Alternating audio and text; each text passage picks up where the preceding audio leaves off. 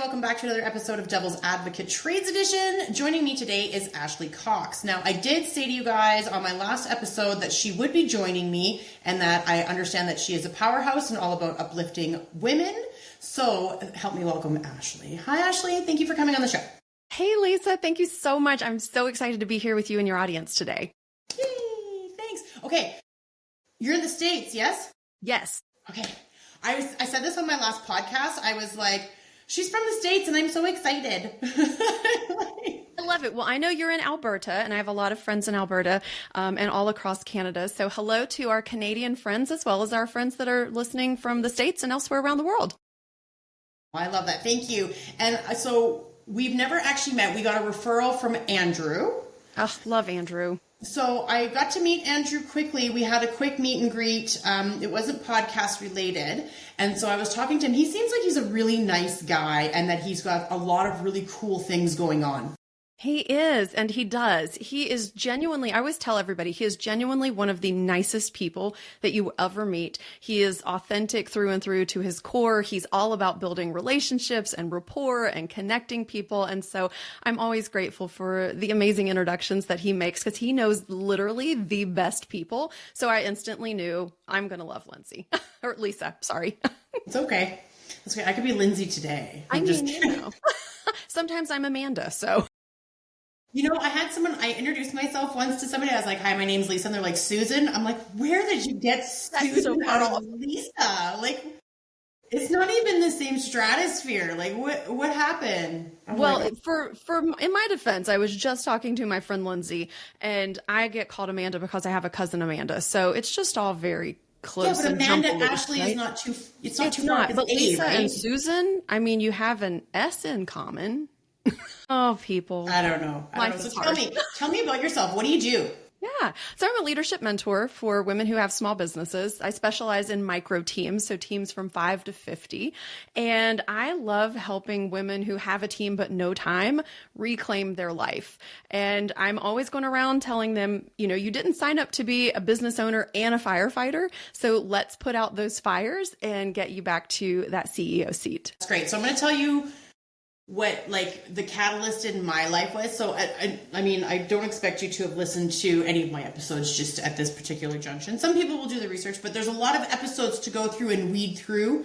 But on my podcast, most of my listeners know that I went through breast cancer, and that was my catalyst in being what you do for other people, which was your hair isn't on fire all the time just because you're a business owner and a mother and a single mother. Like, you need to find time for yourself, and you need to find more time for, like, you need to prioritize time management and prioritizing. And it's okay to say no. Yeah. Right. And that's what, because a lot of people, and I guess it just depends on what you want out of your business. Do you want your business to be the next like multi-million-dollar corporation? Well, then you're dealing with people and headaches, and you are in it all the time. If you want your company to be, you know, in a little bit smaller of an area, like where you're under $1 million or just at $1 million, then you might have more time to free up because you won't have as many people to oversee. Especially in the consultancy world, consultancy is already, it's a niche aspect. So most consultants I know aren't charging like $50, you know? Yeah. Yeah, exactly. And that's what I talk about with my clients all the time. I'm like, what is it that you want? Because it's so easy to get caught up in the capitalist machine that we live in and set goals and have expectations of ourselves and our businesses and what that looks like that is enough, that's worthy enough, that's big enough, that's exciting enough, that's fulfilling enough, that meets enough goals, that keeps up with the Joneses enough. And I'm like, we got to slow down and we got to take a step back, because you're just going to create a job for yourself if you do that. And especially if you kind of got caught up in the hamster wheel that is corporate America, and you, like I did, worked 80 and 90 hours a week and never had a life and was exhausted all the time and just kept clawing and climbing it for what? And I just would look at the end of the day and I'm like, what is this all for? What is the purpose? Why do I keep doing this? And so that was my catalyst, was really to say, I want something different for my life. I want to have more flexibility. I want to be able to enjoy my life more and to be with my family and my friends and the hobbies that I wanted. And so a lot of times I find that business owners that are making that same or similar shift end up kind of creating the exact same experience in their own business because they're trying to keep up with what they think is success. That's very well put, because it's true. I left corporate America, or corporate Canada, the North Americas. I left corporate Canada working 80 hours a week as an operations director for two different separate companies. And I worked 75 to 80, if not more hours. I was on call, a single mom, 2 little kids at the time. And I was like, this is retarded. If I'm going to put these kinds of hours in, I'm going to do it at my own accord. And then I did put those hours in, and I was like, still, this isn't good. Yeah. I'm just, at that point, it was just keeping up because you're new business. So you're like, there's like I can't say no. Yeah. I have to say yes, yes, yes, yes, yes. So I started my company like right before COVID hit. So like November of 2019, I started my company, and then March of 2020, everything was getting shut down. Yeah. And I was like, oh, but I did really well in my first year. Right. And I was like, oh, well, it's because I'll go and deal with it. Everybody else is scared, right? Because I'm a consultant for construction. So, and then I worked specifically with condos. So nobody else wanted to go in. So I was like, well, this is perfect. You know? And then when I went through the cancer a couple years later, and I pushed back. I said no to everything. And I just went and did a lot of business development. When I say business development, I don't mean the sales portion of it, like developing myself, doing a lot of courses, doing a lot of, developing inside of my business for the business plan, how I want it to look, because I had changed it a few times. And I find that because I never wrote a business plan, I'm like fly by the seat of my pants kind of person, right? Most people are. Most business owners don't. Right? And it's so funny because I always get that question. They're like, do you have a business plan? And I'm like, do you? And where would I put it? I'm like, as a consultant, no, I don't have a very specific business plan. But do I have a business plan? Yes, I've sat down and sorted out what I want to do, how I want to do it. My rates change consistently to keep up. And when I started, it was like, yeah, I'm only going to charge this. I don't want to, hurt anybody because I am in condo. That's non-for-profit, right? Which I think you guys call them stratas out there. Yeah. Yeah. So they're non-for-profit corporations. I don't want to gouge them. They already have these large losses they're dealing with, capital reserve projects they're dealing with. So the last thing I want to do is be like a thorn in their side that you can't succeed without me. But, at the low price of $100,000, that would be crazy. Yeah. So I was like, that wasn't my purpose. My purpose was to be their advocate. So being their advocate comes at a cost, but it can't be nothing and it can't be ridiculously high, because the whole reason that I'm there is to help keep their costs at a manageable spot, especially with contractors, right? So I totally get that. It's just like, and then so I get to cherry pick most of my clients. So that's kind of nice. Yeah. Being on this business journey is, I think, it's all about evolution. It's all about, I've been in business now a little over 9 years, and have things changed? Absolutely. Have my philosophies around leadership evolved? Yeah, because I've learned more, and I've listened more, and I've coached more, and had a lot of experiences. And have my prices evolved? Of course. I actually started off as an HR consultant, and then this past year I went through a big rebrand and decided to strip out all of the HR pieces because I was just tired of doing HR. And my heart started with and has always been so tied to leadership development, and especially new leaders and struggling leaders and women in leadership claiming their voice and their confidence and their space.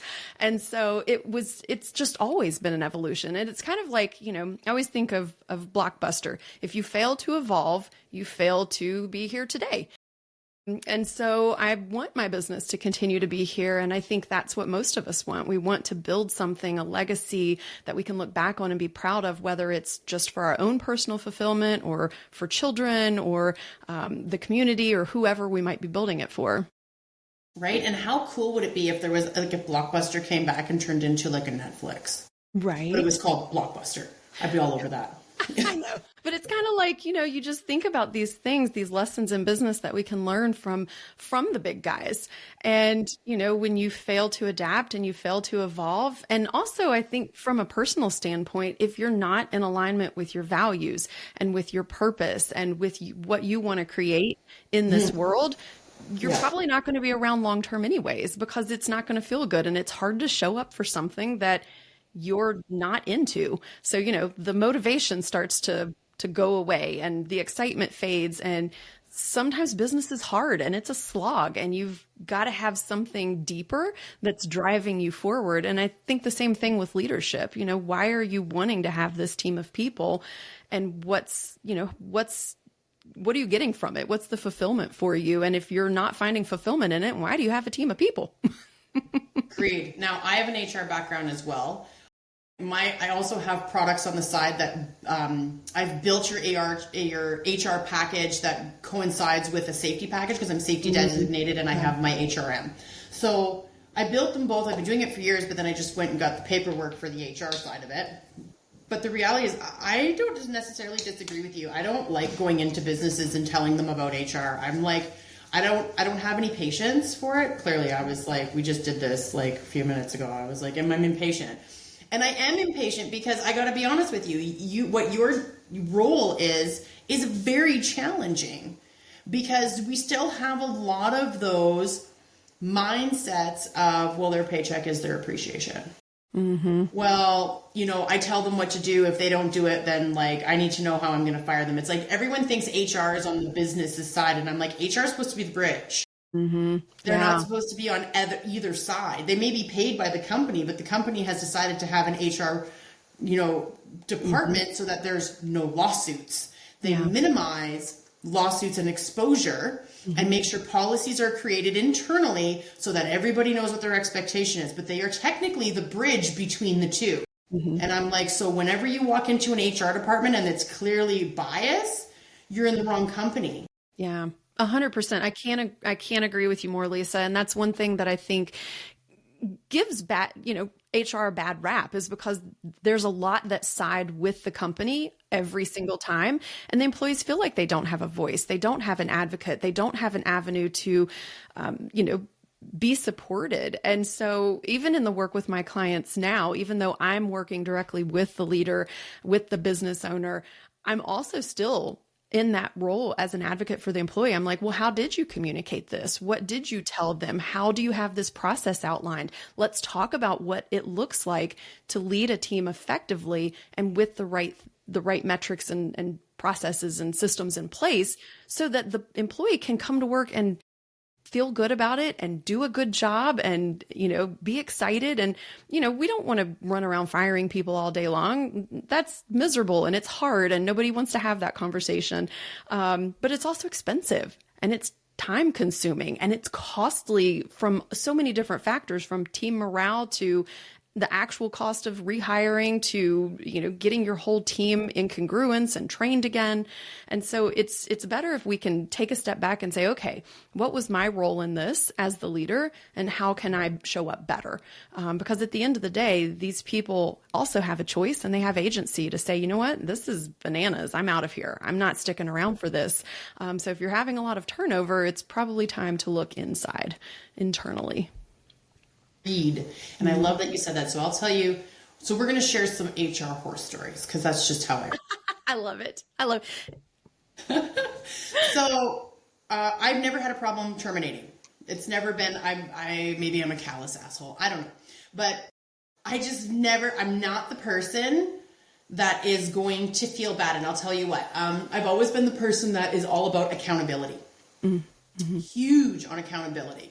So if I've given you chance after chance, if I've given you pips, I know you know what a pip is, then, and you have chosen to be an idiot and to squander your opportunities when I've brought you to the table and said, how can I help support you with whatever transitions are going on, personal or professional, so that we can make this a smooth journey, and you've decided to basically give me the finger, in my opinion, then I've got zero problem sitting down and going, well, it's not working out. Here's your last check. Have a nice day. And they're like, And some people will be like, oh, she has a family and she's a single mother. I'm like, she should have thought about that. I gave her the tools to try and be better. I gave her the open door policy. And people say, well, sometimes you're not approachable. And I'm like, am I not approachable when you know you're in the wrong, or am I not approachable, period? Because most people have no problem approaching me and saying, hey, there's a problem. But when I sit there and give you an opportunity to tell me what's going on in your world, and then you want, like, so I used to have this thing. So I work in construction, right? So I used to, when guys wouldn't come in on a Saturday, I was like, oh, do you have the Saturday morning flu? And do you know what that is? A hangover from Friday night.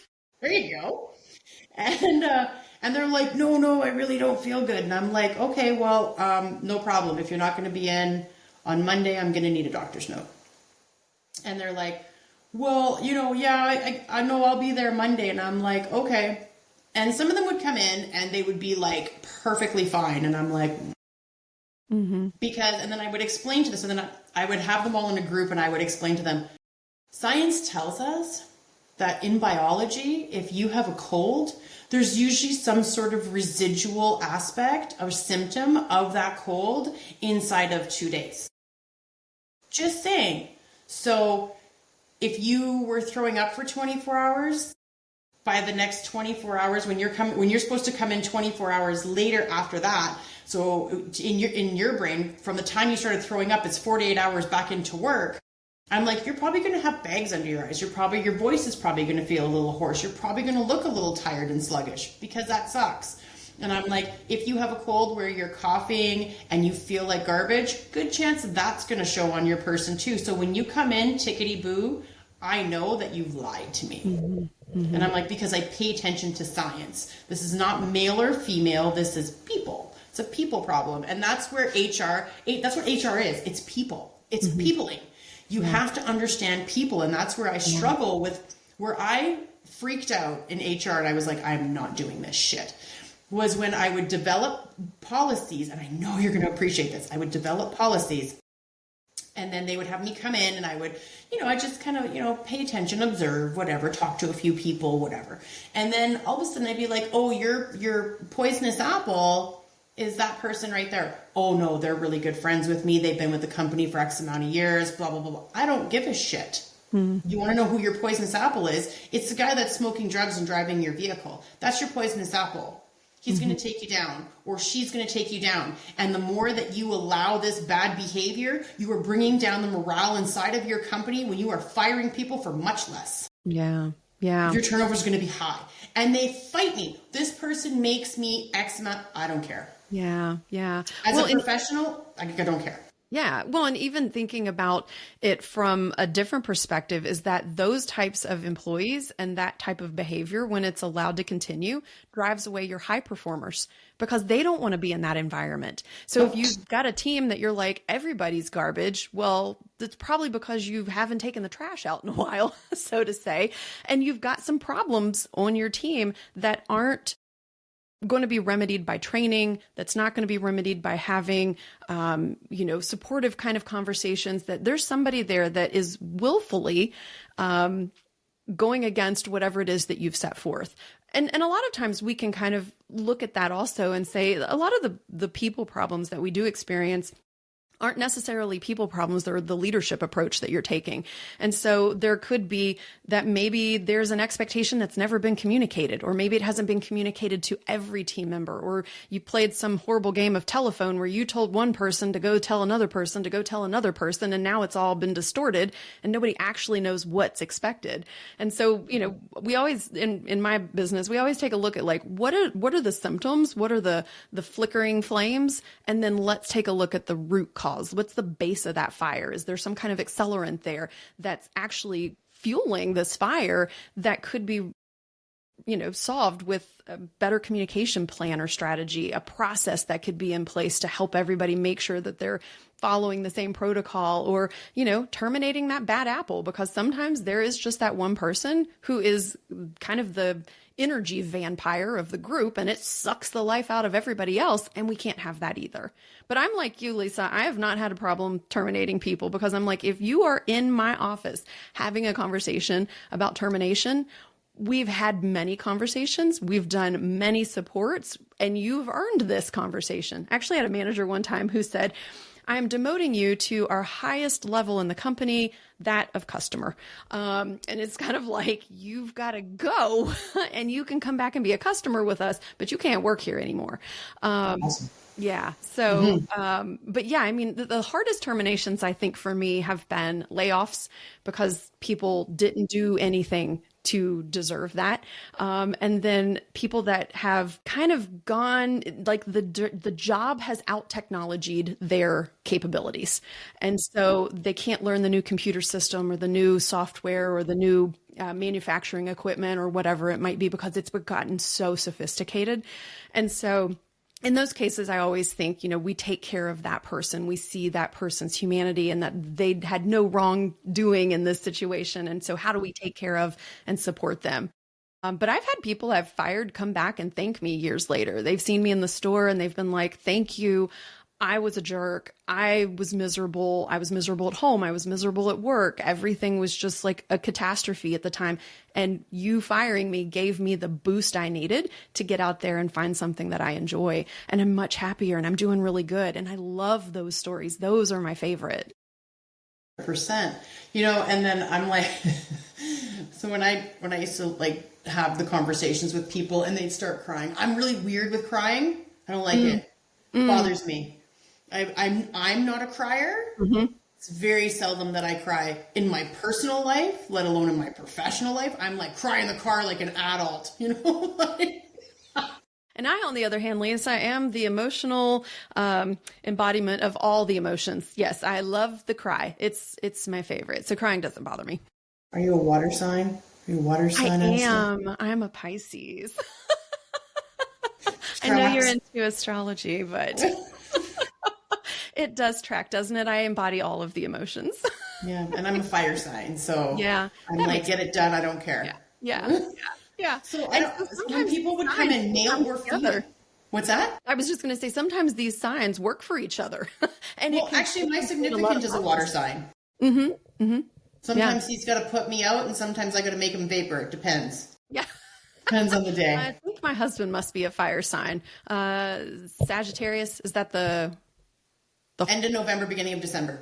Yeah. There you go. Same Sag and Pisces. A lot of water signs are attracted to fire and fire are attracted to water. And I'm just like, why? But then I think about it and it's like, if you actually delve into the astrology side of it, in relationships, so air and fire is like the worst because when I say that, I mean like when they get each other riled up, it's like, it's just, like it amplifies air and fire. Same with air and water. It's like hurricane.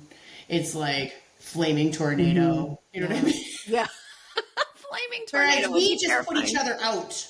Yeah. We diffuse. I was going to say there is some diffusion and then there's also kind of the revving up, the motivating, like, the fire sign can really help you to kind of get your shit together as a water sign and be like, okay, I can't be in my emotions right now. We got to get this thing done. And my husband's very much a point A to point B person. And I'm like, let's enjoy the journey. And he's like, we got to get things done and then we can have fun. And I'm like, okay, I'm going to try, and so we need each other. Obviously we need each other. And it can also create communication challenges and roadblocks and barriers. And we have to understand, what motivates this person might be different than what motivates that person. And I think that's the challenge a lot of times of human resources, of leadership, of working with other people. I always say wherever there's more than one person working together, there's going to be conflict eventually. But it's figuring out, what drives that person, what gets them excited, what, demotivates them, what stops them in their tracks and they kind of freeze or they run away or whatever, the fight or flight situation. Because that's how we really build relationships and we forge the kind of team that we want and that we deserve. 100%. Because I know that where I was going with the crying thing was when people would come into my office and they were crying, I was like, do you need a minute? And if they were like, well, I'm just really, and I'm like, yeah. I'm like, go to the bathroom, blow your nose, have a cry in the bathroom and come back and have a conversation with me because I'm not doing this. Yeah. And some people were like, oh my God, you're such a bitch. And I'm like, yes. I'm not emotionless. I have a lot of different emotions. Crying is just not one of them. Do you want to know when I cry? If I watch a movie that hits me in the feels. Yeah. I'll cry. Like, you know what I mean? Like, that's when you catch me at home, like an adult hiding. Okay. Like an adult hiding. Oh my gosh. I'm in the shower like an adult. Yeah. I think sometimes though too, like people can really weaponize their tears to try to get their way. And sometimes some people use it as a manipulation tactic, or this is what's worked at home. And so they're expecting that to also work here. And, you know, I'll generally, if somebody's sitting there crying, I'm like, I'll give you a minute to collect yourself, but we have a really important conversation to have ahead of us. And, you know, usually it's sniffle and sniffle. And it's like, okay, I'm getting myself together. But at the end of the day, we're still having this conversation. And, you know, if you're crying or you're not crying, that's, you know, up to you and how you express your emotions. And that's fine with me. I'm going to sit with it. But this conversation isn't going to take more than 5 minutes, because at this point we've had hours and hours and hours and hours of conversations. And so, like you said, it's, you know, at this point in time, you failed to meet the expectations of the position. Employment is terminated today. Here's your information for continuing benefits. We need your car keyed back, and off you go. And I think a lot of times leaders don't realize the conversation is really that succinct. I know a lot of times when I say like this conversation should last 4 or 5 minutes tops, the people I work with are like, what? That's it? I know you don't have to give some big monologue. Yeah. We've had the conversations. It's done. Yeah. This is just the final I dotted and T crossed. So let's make it quick and as painless as possible, and let's get on with the day. I'm the same way. I'm like quick and easy out the door. Like I don't have time. I've invested the time I felt that you needed to show me that you understood and we're going to work towards it. I could even handle some baby steps in certain areas. As long as there was progress, I would note it. Yeah. But if there is like no progress or like some and then none, I stress out. I'm just like, I'm not dealing with you. We're not having this conversation again this week. You know, when we had it 2 weeks ago, 3 weeks ago, 2 months ago, are you that forgetful? Like, do we need to talk about this? It's kind of thing. And so I get to the point where I'm just done talking, especially when people know that they've done wrong. But then at the same time, I remember I was letting a lady go, and she had said to me, she was bawling her eyes out. And I was like, you know, that doesn't do anything for me.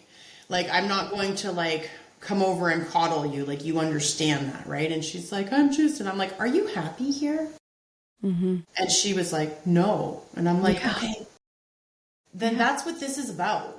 Yeah. This isn't me terminating you. This is us having a parting of ways because we need to. Yeah. I'm like, every relationship, regardless of professional or personal, you need to be honest with yourself if a parting of ways needs to happen. So this isn't me saying you've done wrong, you need to be fired. This is me saying you are no longer at a point where you're happy, and it is reflecting in your work. So go find something that makes you happy. I will write you a letter because there was a moment in time when you did really well at your job. I don't know what happened. We've had so many conversations that if you didn't want to tell me, that's on you. Fine, maybe it's none of my business. I'm like, but I will write you a letter of recommendation based off of what you could have been. But if they ask me what happened, I'm like, first of all, in HR, I can't say anything. I have to be like, no comment. But no comment usually tells everybody what they need to know. No comment tells the whole story. Pretty much. Or ineligible for rehire. That one really seals the deal. People are like, right? No. Oh my God. I remember when I had that. I remember when somebody, and it's funny because when you're owners and you all get along, so because I mean, like as an owner of my business, and then I'm friends with a lot of different owners, and they'll be like, hey, Lisa, did you have any feedback on this person? And I'm like, well, off the record. Let me tell you some stories. Let's just say maybe that's not they weren't a good fit for me. They might be a good fit for you, but they weren't a good, you know what I mean? And that's something that I say to people a lot. Right now, I don't have to do that because I don't have any employees working under me, thank God. So, but used to be a common term for me was, you know, like the no comment or they didn't work for me, but they might work for you. Yeah. Yeah. And I think everybody has a position that they fit in, their personality, their skill set, their motivation, their capabilities, whatever it is. And sometimes it's just not the one that they're in, and that's okay. And I think that, business owners have got to stop tying themselves up in knots that they're doing this to the person. If the person came in and represented themselves as capable of doing this job and they were doing it well for a while and then they fell off, like, they have ownership in that. If you misrepresented the job and hired somebody for a job that then you kind of pulled a bait and switch and changed the whole thing on them later, that's on you. That's not on them. So we also have to look at, what is the source of the friction? Is it that the job is so drastically changed that this person isn't capable to do the job anymore? Still a problem, but a different problem. It's not a them problem. It's a you problem. And so we have to make sure that we're also taking ownership as leaders of where we've created some of that friction. And that conversation looks a little different. It sounds a little different. It's not as, hey, you messed up. This is on you. You had a choice to fix it, a chance to fix it, and now you don't. It's more, hey, we've had to change this format of the business. We've had to change the way that we have the team structured. You no longer have the skill set that fits what we need, unfortunately, and so we have to part ways. Those are two totally different conversations, but they're also both important and necessary. Absolutely. Absolutely. I agree with you on that. HR is such a tricky thing. It's like with my niche, I deal with people. It's one of the reasons why I went and got my HRM was because I was like, I'm dealing with people. Like, condos are a mix of people making decisions on behalf of their corporation. Mm-hmm. I was like, so when the HR thing was coming about, I was like, listen, I'm just going to make the manual. They can choose to buy it if they want to buy it. I'm not going in. Like, it's pretty straightforward. Yeah. It's pretty straightforward. And I'll even give them representatives in my area and in other areas that will happily go in, review these documents and help rule them out, help them understand them, interpret them, go through everything with if there's any problems inside of the HR, area. And these are reps that I've worked directly with, that they're amazing HR consultants. And I'm like, absolutely. But I'm not going to lie to you. I mean, like, HR is a beast of its own. And I struggle with people in the HR world because a lot of them do that. A lot of them, they don't understand that they are the bridge. And that it's like people in HR are supposed to have the most backbone, and most of them have no backbone. Yeah. And it's like the boss is like, it evolved from a career of people who were just administrators. They were paper pushers. They were, processing payroll and documenting things and filing, and that was it. And so a bunch of people got promoted into positions with no training, no background in psychology and human behavior and how people work and what advocacy looks like. HR's just finally in 2025 starting to get more seats at the table where the executives sit and make decisions about the whole company, because guess what? People are in every single function and aspect of the company. How do you not have HR sitting at that table helping you make decisions? So I think the career is evolving and it's coming along, and they finally have programs in universities that focus specifically on HR. Most HR people don't even have a background in business, let alone human resources. So I think it's coming along, not quickly enough, as most things with the way that business evolves, but it's definitely needed. We need more skilled professionals, more people who have the backbone, who also have the authority power. Because if you don't have the authority power, it doesn't matter how much backbone you have, nobody's going to listen to you. So true. There's a lot of combinations there of things that have to happen for employees to get the support that they need. And I think that's what's so important about being a business owner, being a leader in a middle management type of position, because you can really help cultivate the kind of culture that you want to have with your people, even if HR isn't in your corner or doesn't support the employees like they should. Like, you can be the advocate for your people. And that's what I always told my leaders. I'm like, you don't have to come to me to be the advocate. You can be the advocate for your people too. And I want you to fight for them. I want you to tell us, like, hey, this person shouldn't be on a performance plan. This person shouldn't be on disciplinary action. This person's doing a great job. This other person over here just came in and spewed a bunch of crap about them. Okay, great. I need to know that. How do we support and take care of people? Because, HR essentially has become the principal's office for adults, and that sucks. It's not wrong. It's not wrong. The other item that I have a struggle with is so you guys have OSHA, we have OHS. And so our OHS has really made it difficult on some levels when it comes to workplace violence and safety. And so harassment, violence, and safety, right? And I struggle with it because what they had was perfect. It was like, this is what harassment constitutes, this is what sexual harassment constitutes, this is what violence is, and it was very specific. Now it's like, oh, well, if Betty overhears John and Joe, talking about their weekend and she's offended, she can call it in. And I'm like, It created so much gray. What's that? It created so much gray area. Oh. Yeah. So now, like these people, now everyone can just be offended. And I'm like, oh, half the world is offended by things they shouldn't be and not offended enough by the things they should. So that's a whole sermon right there. Oh my goodness. So, right.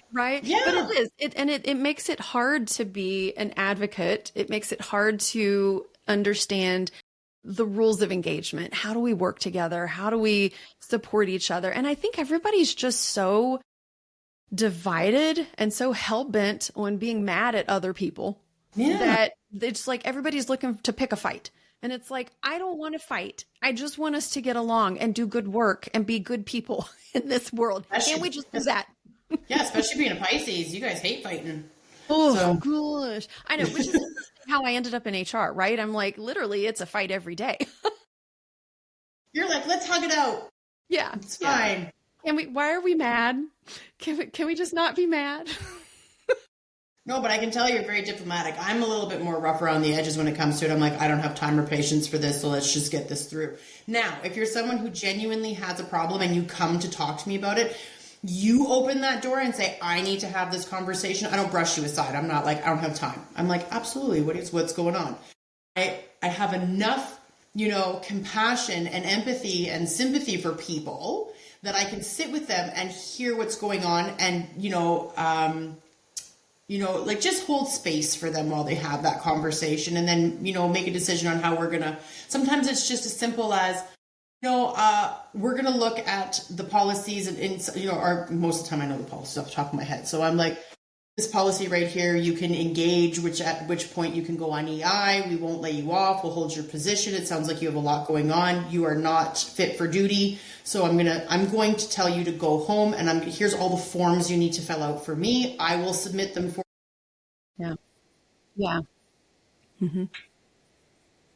Mm-hmm. Well, I guess it depends on what kind of business you own, because they sure did fire Papa John from Papa John's Pizza here in the States. Papa John was talking shit, and he had a publicly owned company. Yeah, but you can't be fired as the owner if you have a publicly owned company and you have a board of directors. Depends on how big your business is. Very true. Very true. And so, I won't lie to you. I do find that kind of funny. Yeah. Well, it's like you got the tribe has spoken. Right. Been voted off the island. Exactly. But it's accountability. It comes back to exactly what you said earlier, Lisa. It's about accountability and it's about the way that we show up. And if you pull some kind of shenanigans, like there are consequences and there's repercussions and we're all adults and we should understand that, hey, I messed up at an abominable level. I don't get to come back from this. And so, at the end of the day, if you get your walking papers and you had ownership in what happened, like you need to do some self-reflection and figure some things out and figure out, how do I want to be going forward? Who do I want to be going forward? How do I want to show up in this world? I gotta be honest, like if you get walked out as an owner, that's almost like goals, because it's like you created a company that was so self-sustaining that they saw that you were the problem. And in order to keep this business big, you needed to go. And it's that's goals, bro. Like you got fired from your own company because you made your company so so bulletproof that they were like, you're the problem. Get out. Right. It's like, well, you can be proud and sad at the same time in that moment. It's like a Taylor Swift song, right? Like, hi, it's me. I'm the problem. Always. I'm like, listen, most of the things that I deal with my clients, it is usually, hi, it's me, I'm the problem. And we're like, but we can fix it. It's okay. It's okay. At least, There are times though, hey, they hang on to employees for entirely too long who are truly the problem. And that's where we come in and we say, okay, well, it's time for this person to go. And guess what? The rest of your team magically just improves because they're not weighed down with the energy vampire and with all of the rework and the attitude and the, issues that are being caused. And so it's kind of like, you've got your car and you're in second gear, but you're like mashing the gas pedal down and it just won't go any faster. And then you shift into third gear and you're like, bam, we take off. You're like, oh, okay. Like we got rid of what was holding us back. We shifted into the right mode. Yeah. They can go be productive somewhere else where they're happy. Right. Okay. I'm going to flip you over to a different topic. You said you have a podcast as well. I do. Yeah. The Impact Triple. It is on sabbatical at the moment, but we do have about 40 episodes, I think, that are out there. And most of them focus on HR and leadership. But as I went through this rebrand last year, and kind of cut out those HR pieces, I've been evolving my services this year and really figuring out like settling into this new brand and how I want to show up and serve people. And so part of that has also been reimagining what the podcast looks like, who it serves, the kind of conversations we have there. So it's really going to dive more into leadership development, a lot of talk about building trust and creating psychological safety in our teams around using our voice and building our confidence as leaders to say the things that we need to say and to also have congruency with our words, with our thoughts, with our actions, so that we can show up in ways that our team can understand us and believe us and trust us and be inspired and motivated to show up and do a good job, and how we're creating impact in the world through the way that we're leading our companies and the projects that we're working on. So I'm very excited for the new season. It'll be coming in 2026. So you'll have to pop over and join me for a conversation there, Lisa. Absolutely, I will. Absolutely. Yeah. And, I love that you're doing that. I love that you're in the space. I do. I think our biggest hurdle is the generational gaps that are happening, right? So like I'm tail end Gen X, so I'm considered an exennial. And, I'm a Zennial too. Yay! Same group. So we are kind of like stuck in that generation where we are very much Gen X on one side and then very millennial on the other side. But then we get very irritated by Gen Z, but we understand a lot of where their things are coming from. But it's a culture shock for us because we've been X for so long, even though we've been able to dabble in that millennial aspect. Yeah. So, and then we've got boomer parents. Now, inside of when I talk about generational gaps, and I know you are no stranger to these, because when I'm dealing with a boomer owner and a Z, like brand new coming in, and they're like, what is this? Like, what is happening? And I'm it's like, a whole different brand of human. Yes. I'm like, they're like, what are they talking about? What language is that? Or why are they coming in late? Or why aren't they coming 15 minutes early to get their computer and their space ready? Why are they walking in at 8 on the dot or 7:30 on the dot? They have no respect for time. And I'm like, oh, okay, everybody slow down. Yeah. And I'm like, you know what? I struggled too. When I first was introduced to this new line of thinking, I struggled too. And I said, because we are conditioned, but we are also capable of change, understanding. So those are the two things that we are capable of if we allow it to happen. So what this person is teaching is that my time is valuable. I respect the fact that 15 minutes early can get me my coffee, my computer station set up, to maybe talk and find out how everybody's doing, but I'm not paid for that time, which means I don't have to utilize that time in that way. Me walking in at 8 o'clock, I start up my computer, my coffee's already in my hand. I'm now only down a minute for my computer to boot. Yeah. Right? So they're looking at maximizing their time that suits and meets their compensation package. Yeah. Is what's happening. Whereas the rest of us have just given you free time willy-nilly, and now we're all like, wait a minute. Right. Are we really just angry at Gen Z for having really great boundaries? I think that might be it. And that's something that I said on my podcast. And I love that you said it. It's true. They have boundaries. They're they do. I'm over here cheering them on every day. I'm like, go Gen Z, set boundaries. Don't just give away your life and give away your time for what in return?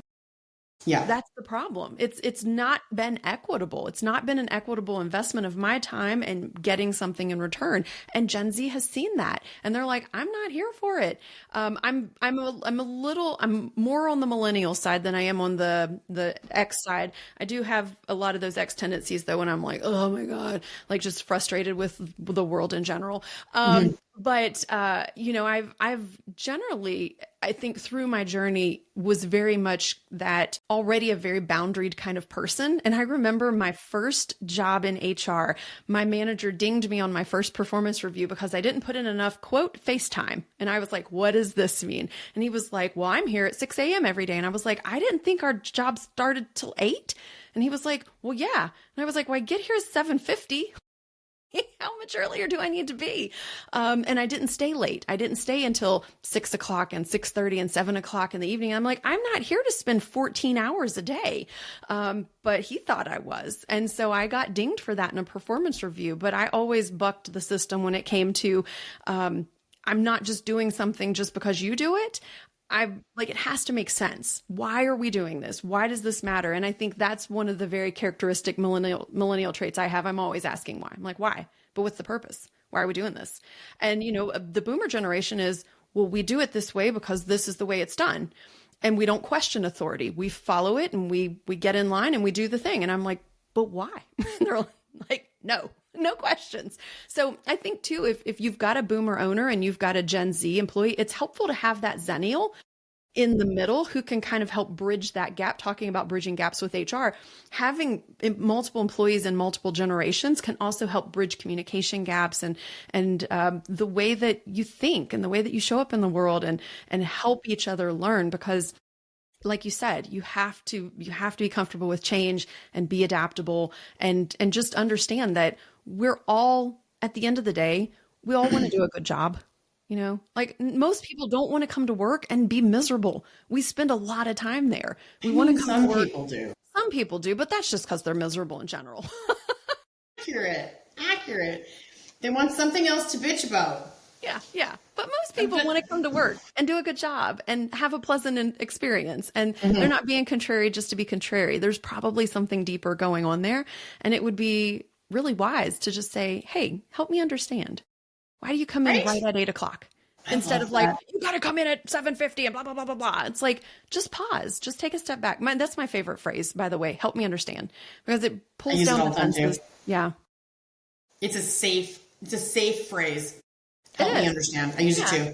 Yeah. Awful. Yeah. People hate it. Because they can't say, I'm not being rude. I'm like, I'm going to need you to help me understand what's happening here. Yeah. And they're like, and you're like, yeah. Because it's a very politically correct and non-threatening communication to say, I don't understand what you're doing and why you think this is okay, so bring me into your world. Yeah. But you can't say it and then, weaponize it against people either, right? Like that's where people stop sharing. That's where they don't, they're not honest. They're not transparent. They're not vulnerable, because we have to create that safe space for people to be able to say, well, my time is important. The job description said it starts at 8 a.m. I'm here at 8 a.m. I'm sitting at my computer. I'm productive. I don't understand what the problem is. And you have to be able to say, you know what, there is no problem. 8 a.m. is the expectation I set, and you're actually meeting that. Just because I'm entrenched in some past belief of what work looks like, maybe I need to shift that thinking. Maybe I need to be a little more open to that. Maybe I need to take a clue also and come in at 8 o'clock instead of 6 in the morning. Because why on earth are you at work 2 hours early? I don't even understand that. Wild. I know. And then, and that's a great thing. So what you're doing is also helping people, because the one thing that I say in my podcast and when I'm out doing talks and stuff is I say, change is necessary, and getting uncomfortable means growth. Because you're forcing yourself to see things through a different set of eyes that you maybe never saw before. You don't always have to agree to it, but it's understanding that things are changing and shifting. So you got to get uncomfortable. Yeah. Comfort is where complacency lives. Yeah. Right. 100%. 100%.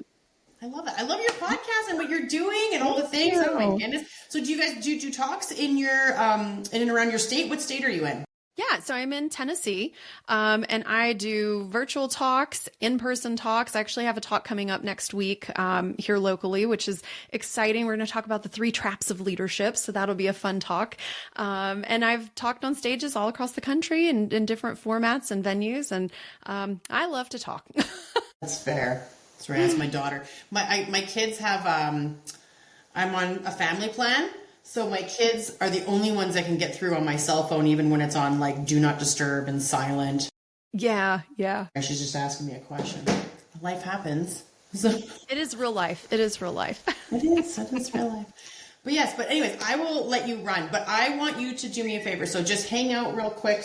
Hang out real quick with me while I wrap up. And I've got a couple of things I want to share with you in regards to my godchild. I got a couple of things I want to share with you in regards to also my producer that might actually be beneficial to you and to all the people you work with. So thank you very much, Ashley, for coming on and sharing all of your wonderfulness and your experience of HR and what you're doing now in your podcast. Oh, thank you so much, Lisa, for having me. This is such a great conversation. You're so much fun. And I think everybody should walk away with something like really helpful to them in their business and their leadership journey. So I'm excited. I can't wait to share this with my audience as well. Aw, thank you. And remind me again the name of your podcast when it comes back out in 2026. Yeah, the podcast is The Impact Ripple, and you can keep up to date on everything at ashleycox.co everywhere you go. Perfect. Thanks, Ashley. Okay, everybody. Well, that winds up our, what are we at? 48th episode, but season 2. So I got to keep track. I got to keep Michael on his toes because he's got to tell me when my 100th episode is, because then we got to celebrate that one, right? So as always, catch you guys on the flip side and don't do anything crazy.